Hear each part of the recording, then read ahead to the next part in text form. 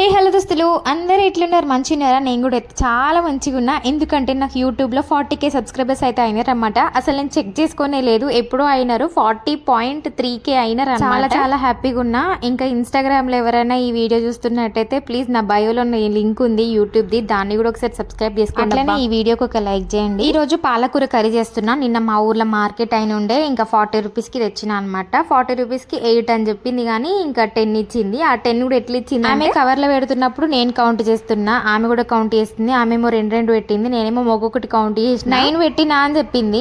ఇంకా మళ్ళీ చెక్ చేద్దాము, ఒకసారి తీసి ఒకసారి మళ్ళీ లెక్క పెట్టరా అంటే మళ్ళీ లెక్క పెట్టి ఒకటి ఎక్స్ట్రా ఇచ్చింది అనమాట. అట్లా 10 అయితే వచ్చినాయి. కూరగాయలు కొనేటప్పుడు నాకు అస్సలు బేరం ఆడబుద్ధి కాదనమాట. ఎందుకంటే మా మమ్మీ కూడా కూరగాయలు అమ్మింది, నాకు తెలుసు వాళ్ళ కష్టం ఎట్లుంటది అని. ఏడుపు రాకపోయినా కళ్ళ నుంచి నీళ్ళు వచ్చేది ఈ ఉల్లిగడ్డ కోసినప్పుడే. నిజంగా ఏదో ఎంతో కష్టం వచ్చింది అన్నట్టు ఏడుస్తున్నా నేను, అంటే కళ్ళ నుంచి నీళ్ళు వస్తున్నాయి అనమాట ఉల్లిగడ్డ కోసి. ఏడ్చుకుంటూ ఉల్లిగడ్డలు అయితే కట్ చేసిన. ఇంకొక కడాయి పెట్టేసి దాంట్లో ఆయిల్ వేసేసి కొంచెం ఆవాలు, జీలకర్ర, ఉల్లిగడ్డ కూడా వేసి ఇప్పుడు అవి వేగాల కాబట్టి అంతలోపు ఇంకా ఉన్న చెత్త అంతా ఎత్తేసి కవర్లకు వేసేసి 10 రూపాయలకు తెచ్చిన పాలకూర అస్సలు సరిపోతలేదు, అందుకే 20 రూపీస్కి తీసుకొచ్చిన అనమాట. ఇంకా రెండిట్ల అయినాయి. ఆల్రెడీ ఒకసారి మట్టి పోయేంత సేపు అడిగిన, మళ్ళీ ఇంకో దాంట్లో నీళ్ళు పోసి పెట్టిన, మట్టి ఉంటుంది. ఉల్లిగడ్డ వేగంగానే ఇంకా పాలకూర తీసి కడాయిలో అయితే వేసేస్తున్నా. కడాయి నిండయింది, పాలకూర కలపనికి కూడా రాలేదు. ఇంకొక 5 నిమిషాలకే ఇంత దగ్గరికి అయిపోయిందో కూర. ఇంకా అందులోనే ఉప్పు కారం అన్ని వేసేసిన. ఇంకా ఆల్రెడీ కూర కూడా అయిపోయింది. పిల్లలు కూడా రెడీ అవుతారు అనమాట. ఇక వాళ్ళకి టిఫిన్ బాక్స్ స్కూల్కి పంపించి నేను హోటల్కి పోవాలి. ఉంటాం అలా.